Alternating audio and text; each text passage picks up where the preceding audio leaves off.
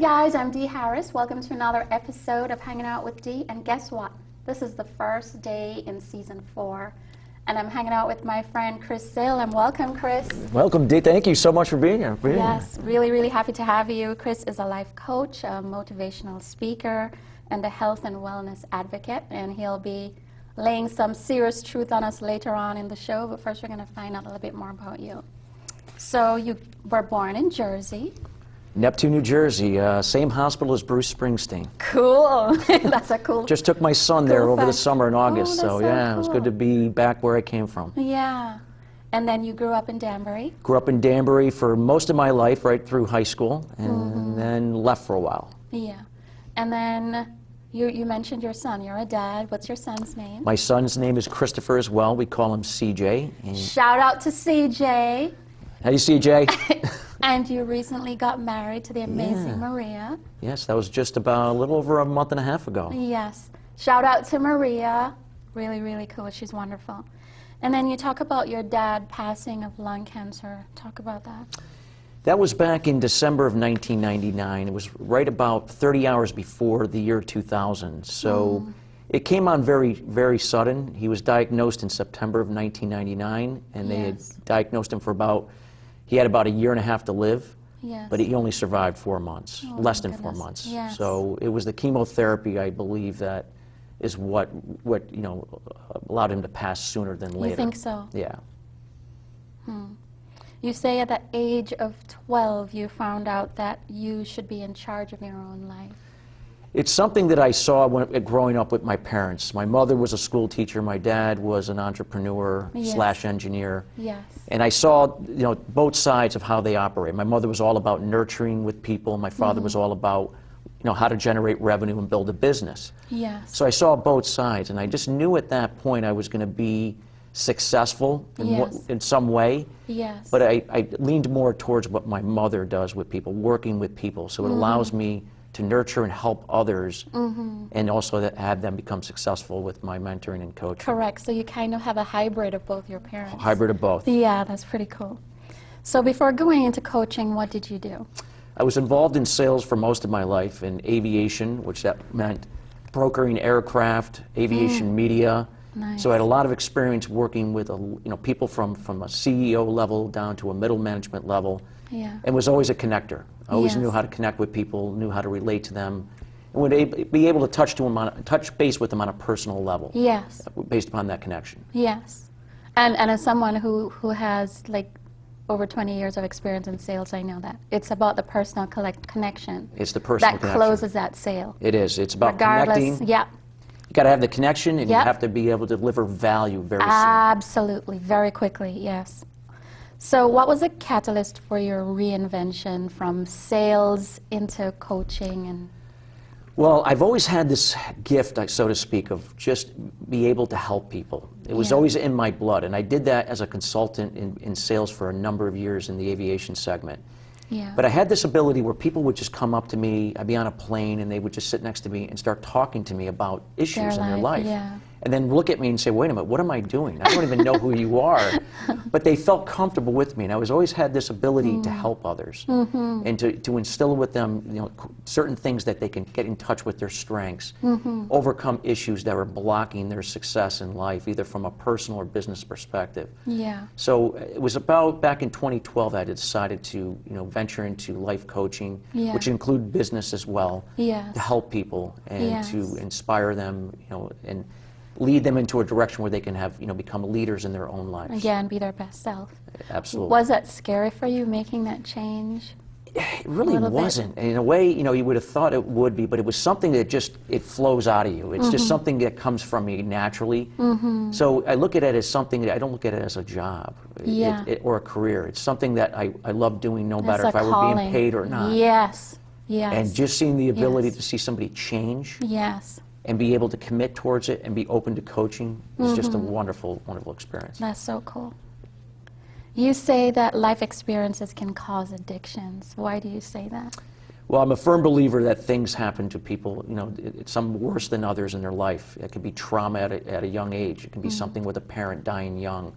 It can be verbal or mental abuse. It can be sexual abuse. Yeah. Certain things that happen to children at a young age. It can be something small that a parent said that would be trivial to most people, but to that child, it was something that really affected the quality of their lives. Absolutely. Well into their adulthood. Absolutely. So I'm a firm believer that certain things can lead to certain, compulsions or behaviors or addictions that do not serve us. And so people a lot of times live in the effect and not addressing the cause. And I'm all about a change agent for getting people to look at the cause, release the cause, and begin to live. And to move forward. To move forward. Yes. And then you say everyone has an addiction. Why do you say that? Well, I firmly believe, today's society with cell phones, everybody's addicted to their cell phones, right? Yes. We're all in some ways, we're addicted to food. So in some way, it really becomes, when people think of addiction, people think of alcohol, drugs, gambling, that type of thing as serious addictions. That's what gets the limelight. But in some aspects, we're addicted to something. Yeah. So it's a matter of being addicted to something that's going to serve us best versus not serve us. And then, of course, that it doesn't affect others in a negative way. Absolutely. So it's better to, when you look at an addiction, either if it's positive or negative, to make sure that it's in moderation. But sometimes it can be out of control, like a drug addiction or alcohol addiction. It can be I like the fact that you say addiction can be negative or positive. I Absolutely. like that. That's very cool. You cool. can be addicted to working out. Yes. And most people might say, hey, that's great. You're at the gym, you're working out. But it becomes a part where it's consuming most of your daily life. Then it becomes to have, while it looks positive, it can also have negative impacts on what you're doing, including your relationships and other aspects of your life, including like a job or a career. I get that. So what's your addiction, Chris? My addiction, well, just to let you know, I am an addict. So I speak from experience. So in terms of being an addict, I wasn't addicted to one particular thing. I was addicted to a couple. Yeah. So I had bouts with food addiction. Yeah. I had bouts with also being in the gym too long, working out. It was always, it was either all or nothing in my life. I had bouts with alcohol and drugs at a young age as well. However, I was able to learn from that experience being in a 12-step program, being able to not only, not to live in the effect, but address the cause. Absolutely. And by addressing the cause, I was able to find balance. Yeah. And finding out that I'm not the person that I was. Correct. And some of the things that happened to me that caused these addictions were not my fault. And if they were my fault, it was because either I had something to do with it or I decided to let the addiction or the cause affect my life. Correct. By releasing it, I was able to move on and to look for things that served me in a better way, and then thus would have an effect positively on other people, including my family, people I love, and people that I coach. And I think that makes you super authentic. Absolutely. You're talking about life coaching, and you can actually share your personal experience. Absolutely. That's awesome. High five. High five. Boom. All right. All right. So you have this really cool story about a client, where the finish your plate story. Talk about that one. Well, I had a coaching client that came to me that had struggled with losing weight. Had been on a series, this was a male, had a series of different diet programs that he had been on over the last 10 years, but really had some short-term success, but would put the weight right back on. Yeah. So he finally came to me, and I have a nutritional program that I offer to my coaching clients. Yeah. But I said, I was able to, figure out what was going on here. I knew this fellow was living in the effect and not addressing the cause. So I began to ask him a series of questions of what might have caused the way he eats and why he eats more than he should. Yes. And he really couldn't pinpoint it. He just said, I don't know, I was a normal kid. I had great parents. I just can't really nail it down to anything particular what happened. But we began to, I began asking questions, and he did say, well, I remember my mother when I was young, told me that I always needed to finish my plate. Oh my God. Always needed to finish my plate. Other kids out there were starving. Yes. Finish your plate. Even though I wasn't hungry, I finished my plate. Oh. Flash forward 25, 30 years later. He's still finishing his plate. This gentleman was still finishing his plate, but not once, but twice. Oh. So subconsciously, he was not even aware that something such be considered trivial to most people wouldn't affect them. Was controlling his had life. Controlled and impact him, and it also led to other things that he did in his life. Now, while his mother wasn't a bad parent, she was a little dominant, And he took that to heart. So he got involved in relationships with women that were dominant. Oh, horrible. And his eating patterns was a result of that. Oh, all right, guys, it's time for Dee's Life Questions.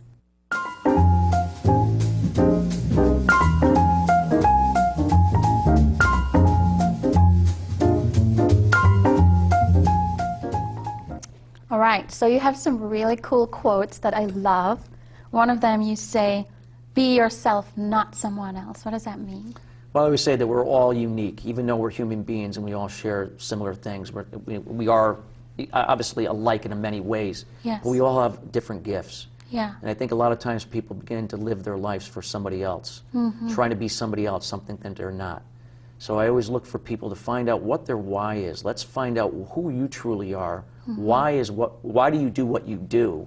And how in a positive way can we bring that out that will improve the quality of your life and impact others and empower them? That's fantastic. You say play into your strengths. What are you good at? Well, that's another thing. When you look in the business world or even when you're going to counseling, a lot of times people begin to kind of focus in on the things that they're weak at or not good at. Yeah. But I'm a firm believer you need to look at focusing on what you are good at, your strengths. Let's develop those skills and make them even better, because you can offer a tremendous amount of value to others and empower them by focusing more on what you're good at versus what you're not good at. What you're not good at, subcontract that off to somebody else. Absolutely. Totally. And it also is not good for your self-esteem. We find that even the school systems, they will focus on what a child is not good at. It starts from that age. Absolutely. Instead of looking at it, you see it in the corporate world, just like what you're saying. Very profound. Focus on what you're good at. What do you know for sure? What do I know for sure? What I know for sure is I am who I am, and I Yeah. love who I am, and I love to see people become who they are. Oh. It's a passion of mine.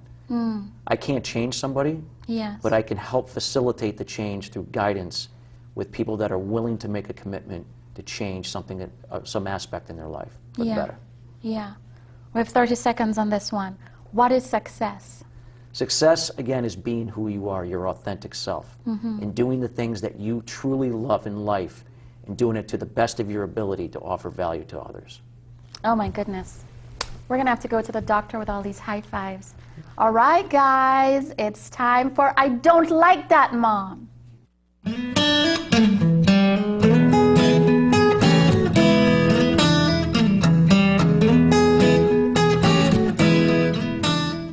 Okay, Chris. What gets on your last nerves? What gets on my last nerves is with people that just complain, use excuses in their life, Yeah. always point the finger at somebody else, Yeah. and want a better life but are not willing to do the work and effort, to get To there. get it done. Why does that crawl under your skin? It's just that I feel like they're wasting their life. But again, it's not my area to say, you have to change. It's up to them. But when I see people, live suffering and just complaining and coming up with excuses, you sometimes want to grab them and just say, do you get it? Yes. You have to do the work. Nothing is Yes. going to change unless you do the change. The universe will not provide what your dream is unless you're willing to play a part in it. That's tough stuff. And I guess you see a lot of that in your work, right? I do see a lot of it. Yeah. And it's sometimes not every case is going to be successful because somebody is not ready to fully commit or make doing those the work. changes. And excuses. When you hear one excuse leads to another, to another. And that's usually the indication that they're not ready at They're this not point. ready.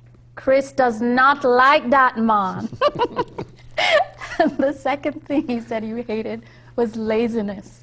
Well, laziness, yes. I think there are some people that obviously allow procrastination to rule their lives. I'll wait for another day. Yeah. But I tell people there's not another day. Today's the day, in the moment, to make those changes, to do what you truly love to do. What difference can you make to somebody else's life by being the example?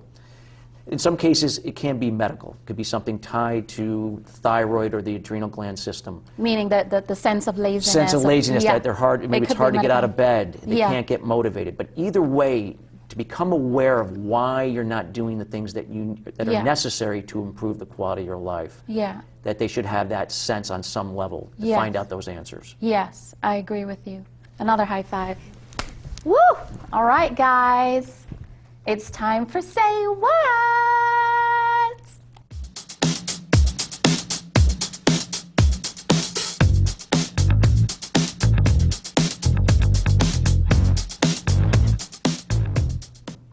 All right, guys, so you remember what Say What is all about is when our masters in a particular area get to leave some truth with us and teach us something before they go. So let's start with the first graphic, Dylan. Feeling like a victim of circumstance? All right, first one. You said blaming others for life's failures. I see a lot of times when people, as a result of, again, when it gets down to the cause, they allow the cause in their lives, either subconsciously or unconsciously, to dictate the rest of their lives into adulthood. So it's always easy to blame others or situations why their life is not playing out to what they intended it to be. So people have to begin to look at not blaming others, but to take responsibility of their actions and what they're not doing that's keeping them from having a more successful life. And that they have to look at addressing the cause that's causing these bottlenecks In their life. in their lives in order to move forward. What if someone went through a personal tragedy that causes them to stay in that state of depression? How do you handle that kind of a thing in your work? Do you find you have to refer them to a therapist, or is that something that you can handle in your body of work? It depends on the situation, but I feel that a lot of these cases I can handle on my own. Often it's very scary for someone because I have to bring them back to that trauma again, almost where they have to relive it and feel it in their bones, in their skin, and to look at it and confront it, and then to let it go. Instead of running away from it. Instead of running away Look with it right in the eye. Exactly. Yeah. Exactly. Powerful stuff. Next graphic. Next one. Says, is your life defined by your personal... Yes. Do you blame a tragic event for your life? Often people will say that. A lot of people live their whole lives being a victim of a situation they had in childhood, or it could be, in their teens or maybe early adulthood. And they allow that to dictate the rest of their lives in the choices that they make, either from a career, people that they end up being friends with, or spouses and that type of thing. So again, you have to take responsibility for your own life, your own happiness, and make choices that best serve you, that are going to impact others in a positive way. So even though it was not your fault, there Even might though have it's been not things. your fault, Yes. it is your fault that You're hanging angry. on to it. You're hurt. You It have the shouldn't have choice. happened. You still have a choice. You have a choice to confront it and let it go, because it's your choice. Therefore, it's your fault that you're hanging on to it. It's not your fault for the consequence that did happen to you. Correct. But you are the one responsible for taking yourself up and moving forward. Absolutely. All right. Next graphic. Have you ever said, if only? That was the next question you had. That's something that when I was young, I used to say if only many times, until I learned that that's a phrase that is not going to serve you in life. If only. In life, it's either it's one choice or another. And you can't, once that choice has been made, you can't go back and say, if I had chose this. You have to be able to make a decision from the gut, make the commitment, take action, and don't look back. Say that again. Make a commitment. Make a commitment. When you make that decision, don't look back and say, what if, or if I had chose differently. Make the choice. Commit to it 100%. And take action. And do that and let the universe play its part and let go of the expectation and the outcome. Let it all unfold on the universe's time. Absolutely. Wow. That's so profound. Next graphic. Do you feel stuck, Mon? Do you feel stuck? We all feel stuck in some levels of our life, some more than others. But again, it's a choice to feel stuck. So while you're going through a tough time, you take the steps necessary that are going to do things that are going to get you out of that situation. Again, releasing the expectation and the outcome, doing your part, and letting the universe do its part to get you out of that particular situation. So what are some practical things that someone can do if they feel stuck? Is to kind of look at why maybe they're there, what got them there, and what are some of the things that can get them out. You know, and letting go of fear, letting go of the sense of worry, because that is not going to serve you. That is negative energy that is not going to address the situation. To look at the positive and have gratitude every step of the way when you're looking for ways to get yourself out of that situation, to get you where you need to be. Absolutely. That's beautiful. That's beautiful. Next graphic. Are you sick and tired of feeling sick and tired? Well, this is something definitely where when people start feeling sick and tired of being sick and tired, this is when change It's gonna begins come. to unfold. Yes. Sometimes it takes people to hit rock bottom. Yes. But sometimes it's just, hey, I've done everything I possibly can, I'm feeling the same, nothing has changed, and the only thing that's going to change in my life is if I become the change. Yes. And when you become the change and take the steps necessary to get you to where you need to be, then that's going to get you out of that feeling of being sick and tired, of feeling sick and tired. Yeah. So you're saying that that sense of feeling sick and tired is a signal to us that our spirit or mind or soul is ready for change. It's ready to make a change. Yeah. And if you can't do it yourself, get a coach, Mom. Get a coach. I have a coach. Everyone should have a coach. Do you have a coach? Yes, I have coaches have coaches. I'm a firm believer that we all need to be accountable. Yes. And some people are on different levels of their journey. Yeah. So a coach is going to keep you on track and keep you accountable towards you becoming your better self in your own personal life as well as your business life as well. Yeah. And you said you had a mentor. Talk about that. Well, I have several different mentors, but I look at somebody like Richard Branson. Yes. And what I love about Richard, I had an opportunity to meet him at a party back about 6 years ago. He was hosting a party in Houston, Texas. Had the band INXS play there, and they had a bunch of people from The Bachelor, that show The Bachelor, so I happened to be there. And I chatted with him for a brief minute or two, and what I love about the guy is that he is his own authentic self. He doesn't pretend to be anybody else. He's a genuine human being, and yet he is royalty. Yes. And he treats people the same. It doesn't matter if you're whatever walk of life you are, he'll treat you the same. With respect. With respect. Yeah. And he's a gentleman, and he operates everything from his true authentic self, and that's how he leads his businesses the same way, authentically. Yeah. And that is somebody that I truly admire, that lives their Absolutely. lives. And he does everything he loves to do. Absolutely. He's lived his whole life that way. Yeah. So that's somebody and I have other people as well, but that one absolutely stands out. Absolutely. Thank you, Chris. All right. It's been Dee, awesome. thank you so much. Awesome, awesome. All right, guys, we're going to see a funny video, and then we're going to come back and say goodbye.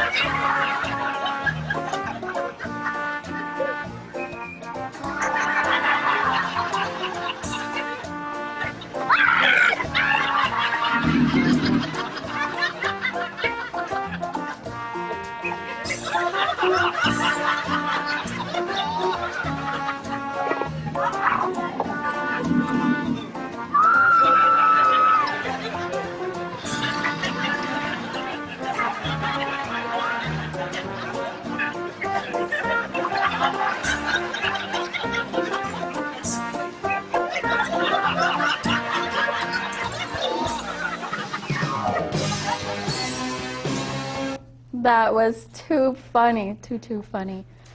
So we learned a lot today, guys. We learned about, for me, the biggest takeaway is to be authentic. And that authenticity is a big part of success. And that's something that we can all work on. Being our true selves, going inward, and figuring out what makes us tick, what makes us happy, and following that. Thank you. Thank you so much, Dee, Thank for you, having me. Chris. Thank you. Awesome, awesome. Guys, you know where to find us on Facebook. Hanging Out with Dee. See you next time. Bye.